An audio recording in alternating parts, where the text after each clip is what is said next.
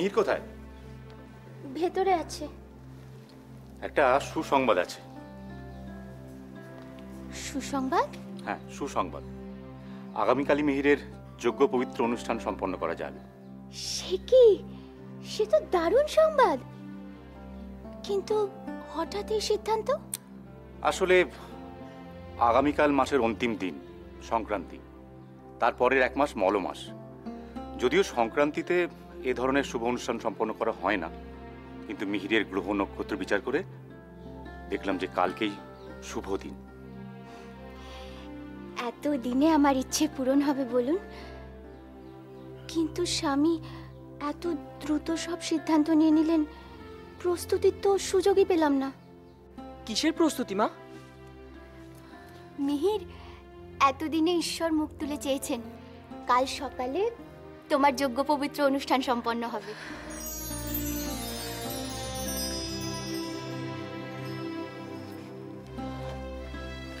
রেবতী, প্রস্তুতি নিয়ে তুমি দুশ্চিন্তা করো না।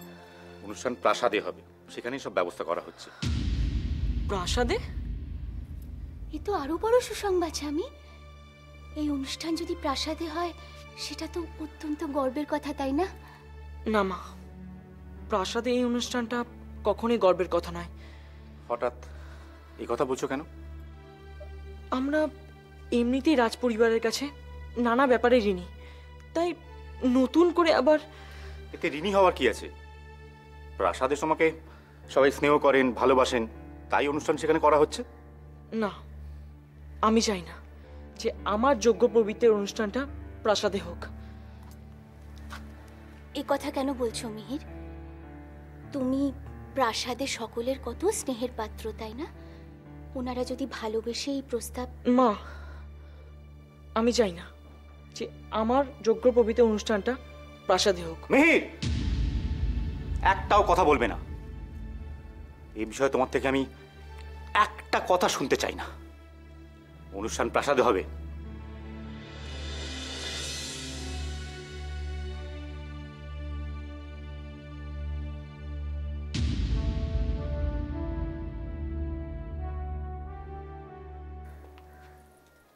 কি ব্যাপার খনা? অন্ধকার আকাশে রাত্রেবেলা তাকে কি এত দেখছো? না, এমনি। তা তুমি কখন এলে? এই তো কিছুক্ষণই হলো, কিন্তু তোমায় দেখে তো মনে হচ্ছে গভীর কোনো চিন্তায় ডুবে আছো তুমি।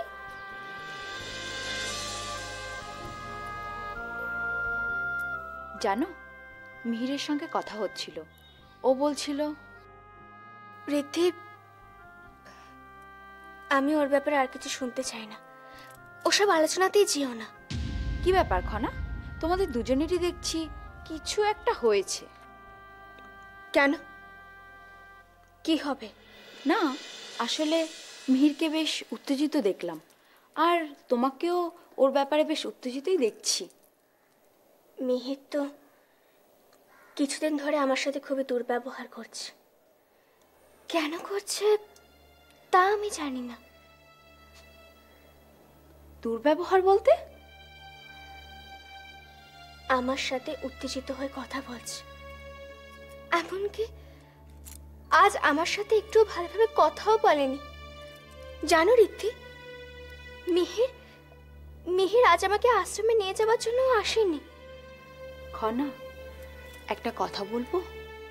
তোমাদের বন্ধুত্বটা শুধুমাত্র বন্ধুত্বই নয়, তার থেকে আরো অনেক বেশি কিছু।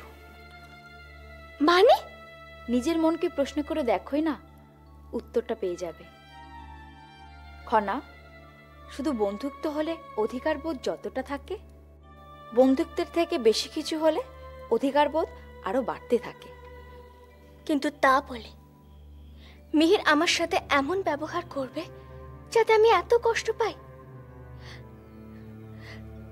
যেন মনে হয় মিহির আমাকে খুব ঘৃণা করে। না খনা, ঘৃণা নয়। যেটাকে তুমি দুর্ব্যবহার ভাবছো, সেটা তো এক নতুন সূচনাও হতে পারে। মিহির হয়তো এখনো সেভাবে কিছু উপলব্ধি করেনি, ঠিক যেমন তুমি করনি। থাক ঋদ্ধি, আমি এখন এ ব্যাপারে আর কিছু শুনতে চাই না। কান বন্ধ করে রাখা যায়, কিন্তু মনের জানালা সেটা কি করে বন্ধ করবে তুমি? তুমি তো মনের জানালাটাই বন্ধ করার চেষ্টা করছো খনা, কিন্তু সেটা কি তুমি পারবে? রিদ্ধি, রিদ্ধি, তুমি যা ভাবছো এমন কিন্তু কোনো ব্যাপার নেই। সত্যিই কি তাই নয় খনা? তুমি তো একদিক থেকে ভেবে যাচ্ছ, কিন্তু দ্বিতীয় দিকটাও একবার ভেবে দেখার চেষ্টা করো। যে কোনো সম্পর্কে ভালোবাসার টান যে কতটা প্রয়োজনীয় সেটা আমি বুঝি, আমি আমার নিজের জীবন দিয়ে বুঝি। খনা, যদি কোনো ভালোবাসা তোমার দিকে দুহাত বাড়িয়ে তোমাকে আলিঙ্গন করার চেষ্টা করে, তাহলে তুমি সেটা উপলব্ধি করো, অবহেলা করো না। রিদ্ধি, এসব তুমি কি বলছো? কি ঠিকই বলছি, ভালোবাসার মতো পবিত্র আর কিচ্ছু হয় না খনা। তুমি যাকে মনে করছো তোমার কাছ থেকে অনেক দূরে চলে গেছে, সম্পর্কের গোপন টানে সেই ভালোবাসাই তোমার কোথাও আছে মনের ভিতরে। খুঁজে দেখো, যা তুমি উপলব্ধিও করতে পারছো না।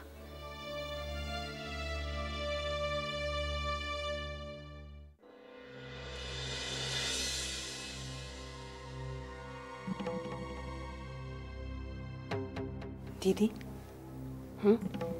বিশেষ কিছু ভাবছো? হ্যাঁ, ভাবছি পরপর দুবার আমাদের পরিকল্পনা ব্যর্থ হয়ে গেল। এবারে কিন্তু আঘাতটা মোক্ষম স্থানে হানতেই হবে। নিশ্চয়ই, আর আঘাতের সুবন্দোবস্ত আমি করেও ফেলেছি। তাই মিহিরের যজ্ঞ পবিত্র অনুষ্ঠান এই প্রাসাদেই তো হবে, তাই না? এরকম একটা মোক্ষম সুযোগ কি করে হাতছাড়া করি বলো তো? বোন, তোমার কথার হেঁয়ালিতে কিন্তু আমি পরিষ্কার বুঝতে পারছি তুমি কোনো মজার গল্প তৈরি করছো। কি সেটা? মিহিরের যজ্ঞ পবিত্র অনুষ্ঠানে প্রাসাদের সকল রাজবংশী নারীদের থাকার কথা। আমি কিন্তু যশোধরাকেও আসতে আমন্ত্রণ জানিয়েছি, এবং ওকে দিয়েই আমি মোক্ষম আঘাতটা হানব। যশোধরাকে দিয়ে মোক্ষম আঘাত? ঠিক তাই দিদি, চূড়ান্ত আঘাত। তবে হ্যাঁ, তার আগে কিছু প্রস্তুতির প্রয়োজন আছে। দেবী জাহ্নবী জানেন যশোধরার উপস্থিতির কথা? না, কেউ কিচ্ছু জানেন না, আর শেষ মুহূর্ত পর্যন্ত আমি কাউকে কিছু জানতেও দেব না। তারপর তারপর কি হবে? এত ব্যস্ত হচ্ছ কেন? নিজের চোখেই দেখো না এরপর কি হয়। কিন্তু বোন, কোনো কিন্তু নয় দিদি, ভরসা রাখো। এবারের পরিকল্পনা কিছুতেই ব্যর্থ হবে না। তীর ঠিক নিশানায় লাগবেই। তাই যদি হয় বোন, এরপর আমরা পরের আক্রমণটা চালাবো। এমন সেই আক্রমণ যে দেবী জাহ্নবী, ঐশিকা, খনা শ্বাস ফেলার সুযোগ পাবে না। দ্বিতীয় পরিকল্পনাটা ভুলে যেও না কিন্তু। প্রশ্নই ওঠে না। দ্বিতীয় পরিকল্পনাটা আমি সঠিক সময়ে ঠিক সাজিয়ে ফেলবো। কেউ কিছু জানতে পারবে না তো? না বোন, না। সবাই থাকবে অনুষ্ঠান স্থলে, খনা থাকবে আশ্রমে। সেই সুযোগে আমরা আমাদের কার্যসিদ্ধি করে নেব। আর খনার চাতুর্য শেষ হয়ে যাবে। আমরাও দেখব আমাদের পরিকল্পনা কেউ কি করে ব্যর্থ করে।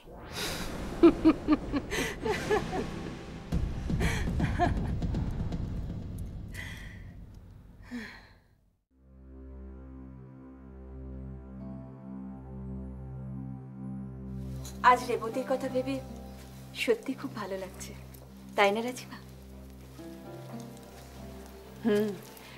সত্যিই তাই। মিহিরের এই যজ্ঞ পবিত্র অনুষ্ঠানের জন্য রেবতী কত কাল অপেক্ষা করেছিল বলতো। রাজপুরোহিত মশাইও নিশ্চয়ই খুব খুশি হবেন, তাই না? নিশ্চয়ই হবেনই তো। একজন ধর্মপ্রাণ ব্রাহ্মণ তার পুত্রের যজ্ঞ পবিত্র অনুষ্ঠানে খুবই গর্বিত হন। এ কি যশোধরা, তুমি তুমি কোথায় যাচ্ছ? আমি তো মিহিরের যজ্ঞ পবিত্র অনুষ্ঠানে যোগ দিতে যাচ্ছি বৌরানী।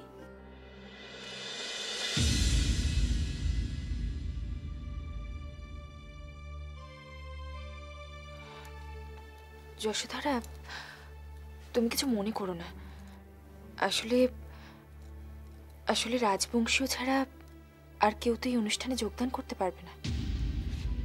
ঠিকই, কিন্তু আমি যশোধরাকে এখানে আসার জন্য আমন্ত্রণ জানিয়েছি।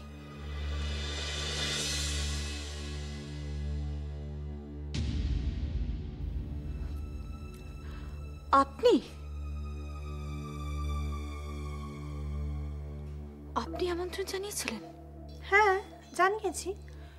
কেন, কিছু অন্যায় করেছি বুঝি? না না না, অন্যায় কেন হবে? আসলে এ ধরনের অনুষ্ঠানের আমন্ত্রণের ক্ষেত্রে তো একেবারেই অন্যরকম প্রথা। দেবী জাহ্নবী, আপনি বোধহয় ভুল করছেন। যশোধরা এই রাজবংশের সব থেকে বড় শুভাকাঙ্ক্ষী, তাই ওকে বাদ দেওয়ার কোনো অর্থ হয় কি? এ কথা তো সবাই জানে, কিন্তু কিন্তু কি সমৃদ্ধি? আসলে প্রাচীন রীতি অনুযায়ী যশোধরার এই অনুষ্ঠানে অংশ নেওয়া উচিত নয়। ছি ছি ছি ছি, আমি তো ভাবতেও পারিনি যে আপনাদের কাছে রক্তের সম্পর্কের গুরুত্ব এত বেশি। তা ঠিক বলুন তো, আমার কাছে তো রক্তের থেকে মানুষের গুরুত্ব অনেক বেশি, তাই আমার কাছে সবাই সমান। আমি এত কিছু ভাবিনি রাজিমা। আমি থাকলে যদি যজ্ঞের রীতিনীতির ব্যাঘাত ঘটে তাহলে আমার চলে যাওয়াই উচিত। না না যশোধরা, তুমি আমাদের ভুল বুঝছো। এই প্রাসাদের মাঙ্গলিক কোনো অনুষ্ঠানে তোমার উপস্থিতি তো অত্যন্ত আনন্দদায়ক। আসলে আনন্দ কি বলছেন? যশোধরা গর্ভবতী, সে যদি আজ এই অনুষ্ঠানে উপস্থিত থাকে তাহলে সেটা মিহিরের পক্ষে অনেক মঙ্গলদায়ক, শুভ হবে, তাই না? হ্যাঁ, তা তো নিশ্চয়, কিন্তু এ অনুষ্ঠানের ক্ষেত্রে যেটা। রাজিমা, একটা সত্যি কথা বলুন তো, আপনি কি মন থেকে চান যে আমি যজ্ঞ অনুষ্ঠানে না যাই? না না না না, কখনোই নয়, তা কখনোই নয়। আমরাই ভুল বলেছিলাম। আপনি বোধ করি ঠিকই বলেছিলেন।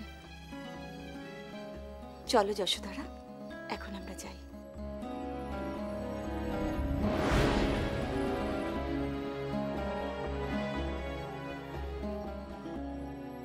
যশোধরা এখন গর্ভবতী, ওকে নিয়ে আবার কোনো নতুন ষড়যন্ত্র ফাঁদা হচ্ছে না তো? সমৃদ্ধি, সমৃদ্ধি, তুমি যশোধরাকে নিয়ে এসো, আমরা যাচ্ছি। এসো।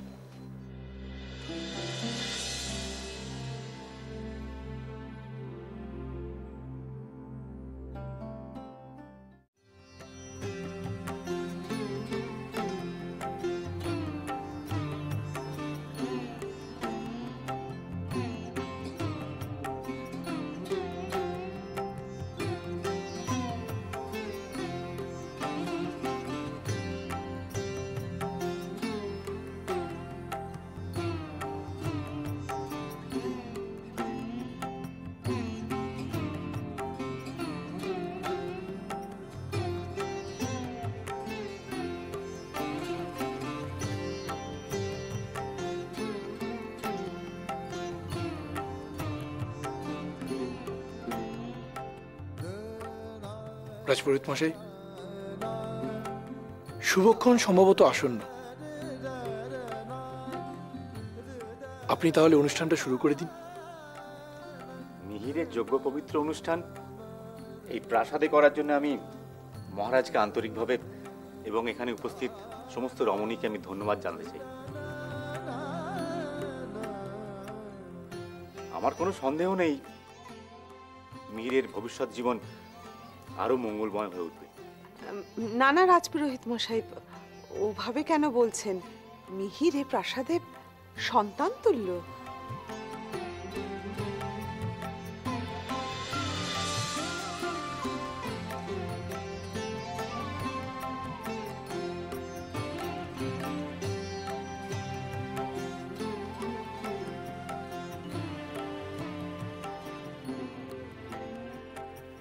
মিহির, এই যে পবিত্র সূত্র, এর মূল্য কিন্তু অশেষ। আর এই যে এটা 3 ভাজে আছে, সেটাও কিন্তু যথেষ্ট অর্থপূর্ণ। জীবনে সর্বদা এর অর্থটাকে মাথায় রেখো। কি অর্থ পিতা? এই সূত্রের 3টে অর্থ কোনোদিনও ভুলবে না। কোনোদিন ভুললে সেটা হবে মহাপাপ। প্রতিজ্ঞা করো, কোনোদিন ভুলবে না। আমি প্রতিজ্ঞা করছি। প্রথমটি হলো, তুমি যার থেকে শিক্ষা অর্জন করছো তাকে কোনোদিন ভুলবে না।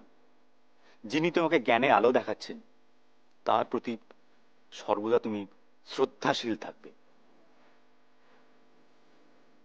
আমি প্রতিজ্ঞা করছি।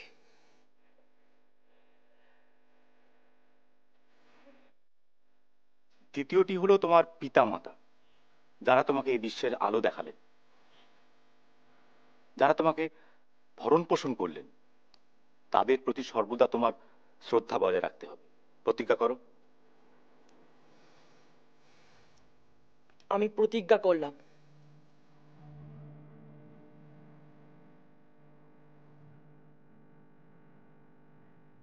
তৃতীয়ত, যিনি জ্ঞানের আবিষ্কারক তার প্রতিও সর্বদা শ্রদ্ধা ভক্তি বজায় রাখতে হবে। যতদিন জীবিত থাকবে অক্ষরে অক্ষরে এই কথা পালন করতে হবে। প্রতিজ্ঞা করো। আমি প্রতিজ্ঞা করলাম। তাই হবে পিতা। আমি সারা জীবন এই কথা স্মরণ করে চলব।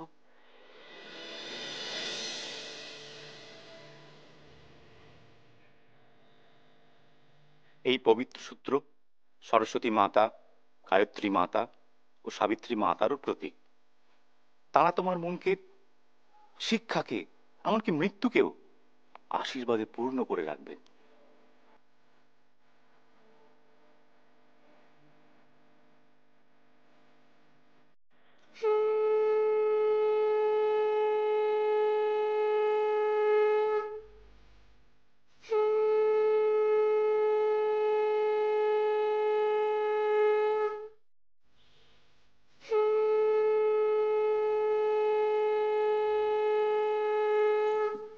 একবার এই পবিত্র সূত্র ধারণ করলে তোমার মন দেবীর আরাধনায় নিযুক্ত হবে। তখন শুদ্ধ মনের ধারক হিসেবে তোমাকে সেই কর্মেই ব্রতী হয়ে থাকতে হবে।